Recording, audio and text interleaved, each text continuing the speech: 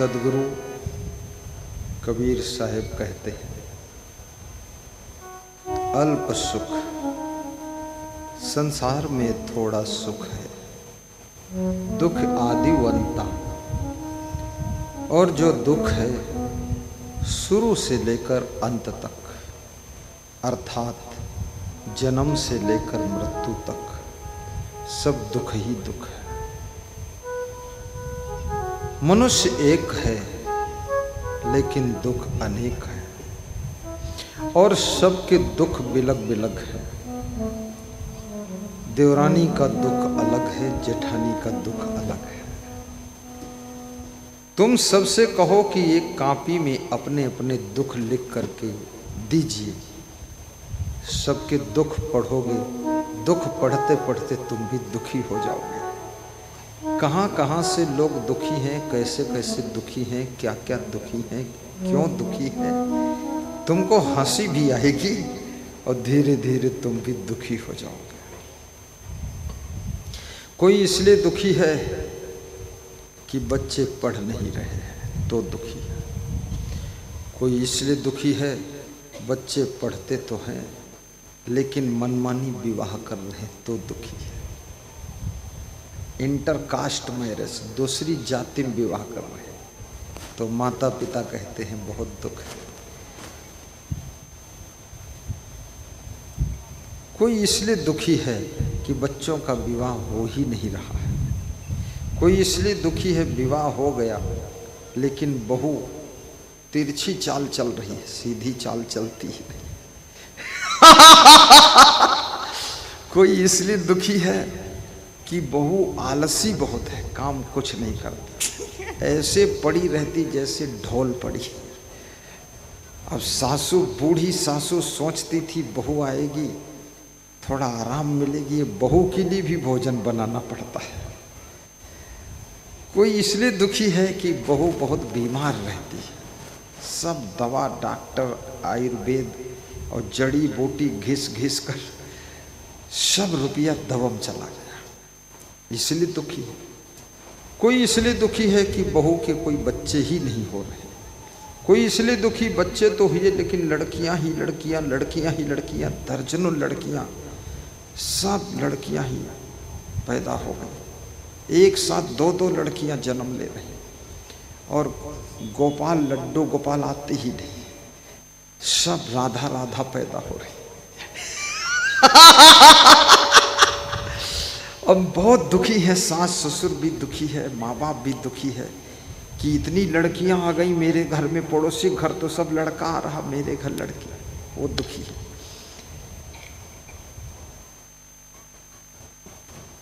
बच्चे पढ़ गए तो नौकरी नहीं मिली तो दुखी, नौकरी मिल गई तो बच्चे वेतन घर में नहीं देते तो दुखी है, और नौकरी जब से बच्चों की लगी दारू पीने लगे तो सब दुखी है। कोई ना कोई दुख जीवन में रहता ही है। यह दुख कबहू मिटत नहीं, करे जो कोटि उपाय। ये दुख कभी मिटने वाला नहीं है, सारा संसार दुखी है। राजा दशरथ रोने लगे। सुमंत मंत्री ने पूछा, हे दशरथ आप रोते हो, अच्छा नहीं लगता है, आपको क्या दुख, आप तो चक्रवर्ती हैं। राजा दशरथ ने कहा, आज जब मैं अपने सिर पर मुकुट लगा रहा था तो मैंने दर्पण में अपना चेहरा देखा तो मेरे कान के बाल पक गए थे, तो मुझे लगा मैं बूढ़ा हो गया। सुमंत मंत्री ने कहा, ये तो आपने आज देखा है, आपके कान के बाल 10 साल पहले से पक चुके, तुमने देखा ही नहीं। 10 साल पहले से तुम बूढ़े हो चुके हो।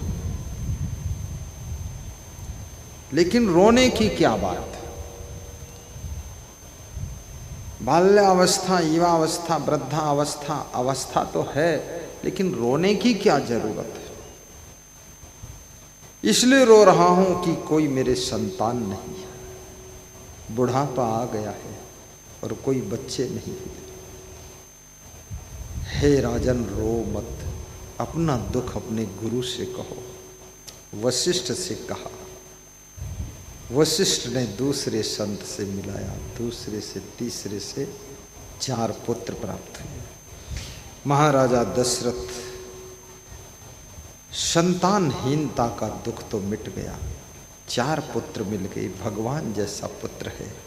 लेकिन राम भगवान का वनवास हो गया, फिर राजा दुखी हो गए और राम के वियोग के दुख में राजा दशरथ की मृत्यु हो गई। जिनसे तुम्हारा ज्यादा दिल जुड़ जाता है उनके वियोग में तुम जी नहीं सकते हो। ये जीना भी बहुत कठिन है संसार में, इसलिए ध्यान रखना। अब राजा दशरथ ने स्वयं वनवास दिया, राम को स्वयं दिया वनवास।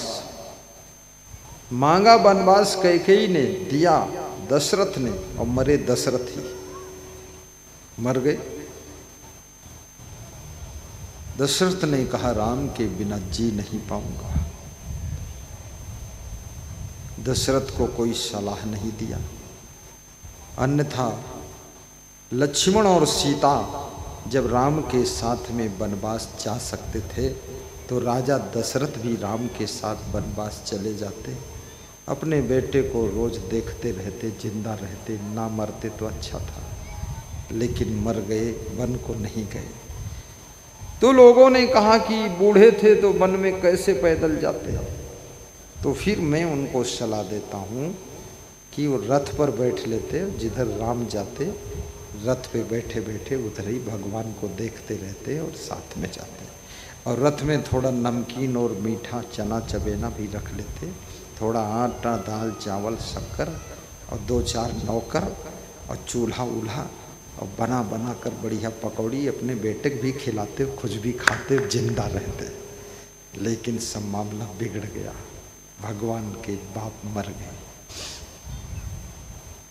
वियोग का दुख भी कठिन दुख है, बिछुड़न का दुख भी बहुत बड़ा दुख है। जहां अधिक प्रेम हो जाता है उनका बिछुड़न घाव कर जाता है। अल्प सुख दुख आदियो अंता, मन भुलान मैं कर मैं मनता। अल्प सुख दुख आदियो अंता, मन भुलान मैं कर मैं मनता। बहुत बड़ी बात है। मनुष्य का मन संसार में ऐसे भोला है जैसे कोई मतवाला हाथी कागज की हथनी को देख करके भूल जाता है। हाथी को पकड़ने के लिए बहुत लंबा चौड़ा गहरा गड्ढा खोदा जाता है, उस गड्ढे के ऊपर एक कागज की हथनी को खड़ा कर दिया जाता है। हाथी जब आता है देखता है कोई हथनी खड़ी है तो उसके ऊपर वो कूदता है और वो हथनी कागज की टूट जाती है और नीचे गड्ढे में हाथी गिर जाता है। वो गड्ढे में गिर गया, कोशिश बहुत करता निकलूं पर निकल नहीं पाता है। 10 दिन भूखा प्यासा उसी में पड़ा रहता है। जब शक्तिहीन हो जाता है तब एक लंबा गड्ढा खोद कर दूसरा हाथी लाकर जंजीर से उसको बांधकर खींच कर बाहर निकाल कर फिर धीरे धीरे थोड़ा थोड़ा चारा देकर और उसे ट्रेनिंग दी जाती है और फिर वो हाथी पालतू हाथी बन जाता है जो मत वाला हाथी था। याद रखना, ऐसे कबीर साहब कहते हैं मनुष्य का मन भी मत वाला है। ये मत वाला है, पागल हाथी की तरह है। जो करना चाहिए वो करता नहीं है, जहाँ लगना चाहिए मन वहाँ लगता नहीं है, और जहाँ से मन हटना चाहिए वहाँ से हटता नहीं है। और इस मतवाले मन के कारण हम सब दुख के गड्ढे में गिर जाते हैं। ये मतवाला मन रूपी हाथी हमें आपको दुख के गड्ढे में गिरा देता है।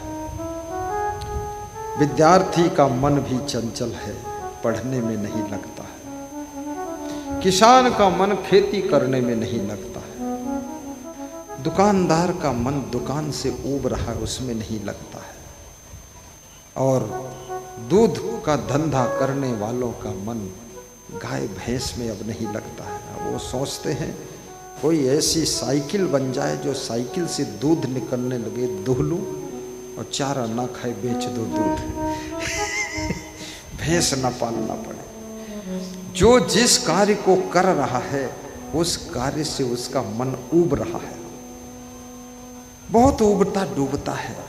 लोग छटपटाते। साधु का मन साधना में नहीं लग रहा है। साधु भी सोचता है अरे कब गुरु जी से फुर्सत मिले तो नदी नाला पहाड़ देखूं, सब कुल्लू मनाली उल्लू बनकर घूमूं, जाकर हिमालय में घूमूं, खोपड़ी गंजी कराऊं। उसका मन भी भटकता है। और जिसका मन जहां लगना चाहिए वहां लग जाता है तो साधु भी महान बन करके सुख पाता है और गृहस्थ भी अपनी गृहस्थी में सफल होकर के यश पाता है और सुकून पाता है। इसलिए मन लगाइए। गृहस्थी लोग करते हैं लेकिन फिर गृहस्थी मन नहीं लगता लोगों का। इसलिए बहुत से गृहस्थ लोग खाम खा घर से घूमने चले जाते हैं। घर में बहुत कचरा गंज बना दिया है, नरक गंज बना दिया है। खूब झगड़ा लड़ाई, तू मैं कले कलेश, टिल टिल टिल टिल पिल पिल पिल पिल, और फिर निकल जाते हैं घूमने के लिए। देखिए घर से भागने से भी शांति नहीं मिलती। चार बात अपनी पत्नी की भी सुनना सीखो और घर में कम बोलना सीखो। घर को साफ सुथरा रखना सीखो और घर में संतोष पूर्वक रहना सीखो।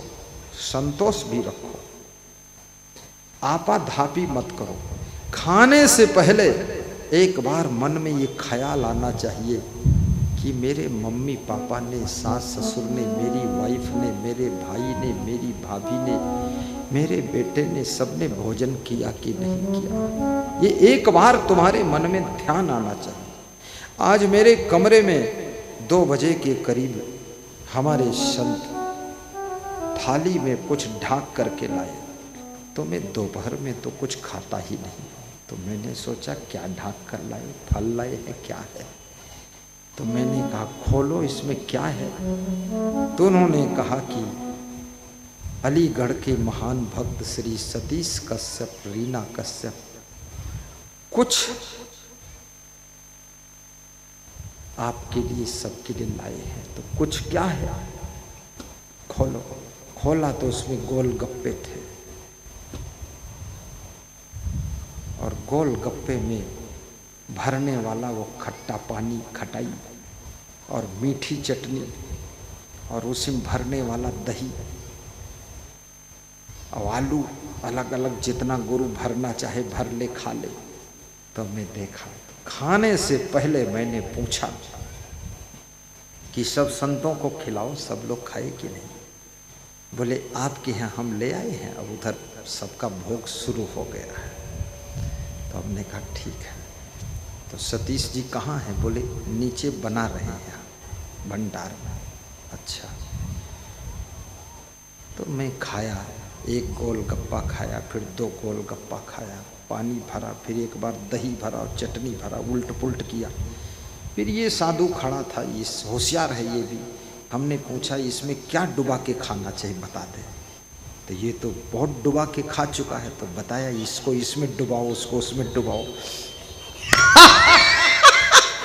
तो उसके बताने से मैं डुबाया, क्योंकि मैं कभी जिंदगी में, विद्यार्थी जीवन में या घर में कभी ये चाट और गोलगप्पा खाया ही नहीं। और साधु बना तो भी किसी दुकान पर खाया नहीं। मेरी जिंदगी में 2-4 भक्त है, वही कभी लाकर खिला देता है तो खा लेता हूँ एक आधा, नहीं तो खाया नहीं। क्योंकि मुझे मालूम था मुझे साधु बनना है, इसलिए मुझे सबसे पहले अपनी जबान कंट्रोल करना चाहिए और संतोष रखना चाहिए। तो ये घर ही से साधना हमने पूरी कर ली थी। साधु बनने के बाद कोई तकलीफ हुई ही नहीं। ना ये हुआ कि ये छोड़ो वो छोड़ो ये त्यागो, हम सब पहले से ही त्याग करा गए थे। कितने लोग साधु बनने के बाद बहुत दुखी होते हैं, अरे घर में चाय पीते थे यहाँ चाय नहीं मिलती है, घर में बीड़ी पीते थे यहाँ बीड़ी पीने को नहीं मिलती है, और घर में गांव घूमने जाते थे यहाँ गुरुजी घूमने नहीं देते हमको, अरे घर में हम तो गोबर खाते थे यहाँ गुरुजी गोबर नहीं खाने देते। ऐसे दुखी होते हैं। पर मेरा तो कुछ भी लफड़ा नहीं, सब पहले से ही त्याग है। आज बड़े प्रेम से गोलगप्पे खिलाया। मैं आपसे कहूँगा कभी कभी आप भी गोलगप्पे खा लिया करो, और कभी कभी समोसा भी खा लिया करो, और कभी थोड़ा चाट भी खा लिया करो, और कभी थोड़ा बर्फी पेड़ा रसगुल्ला भी खा लो, और दाल चावल सब्जी रोटी रोज खा लिया करो, और कभी कभी लंघन भी रहो। लंघन, लंघन जानते हो? लंघन माने होता है भूखे रहना, व्रत रहना। लंघन रहकर देख लो, शरीर के सैकड़ों रोग आपके 24 घंटे में नॉर्मल हो जाएंगे। लंघन रहो। आयुर्वेद में लंघन को महाऔषधि कहा गया है, लंघन रहना। और थोड़ी देर लंघन रहोगे, कुछ नहीं खाओगे तो बड़ी तड़फन होगी, और उसके बाद जब 12 घंटे बीतेंगे तो आपको प्रैक्टिस हो जाएगी, और बिना खाए बिना कुछ भी नहीं खाना, पानी केवल पियो, नींबू थोड़ा डालकर पानी पी लो, देख लो शरीर डिटॉक्स हो जाएगा, शरीर का सारा विकार निकल जाएगा, चेहरे का रंग भी चमक जाएगा। थोड़ा लंघन, लंघन जैसे व्रत रहते ना, एकादशी व्रत, इसमें ऐसे कितने लोग हैं जो एकादशी व्रत रहते हैं? हाथ ऊंचा करो। 2 महिला है, 3 4 5, फालतू 4 ही है। एक छोटा बच्चा 3 साल का हाथ उठाता है, उसको मालूम भी नहीं एकादशी और द्वादशी क्या होता है, फालतू हाथ उठाता है। 3-4 महिला रहती, पुरुष तो रहता ही नहीं है। ये तो आधी रात को रजाई के भीतर भी कुछ खा लेता है। व्रत रहना चाहिए, और शाकाहारी जीवन जीने का व्रत जिंदगी भर के लिए ले लेना चाहिए कि शाकाहारी रहूंगा।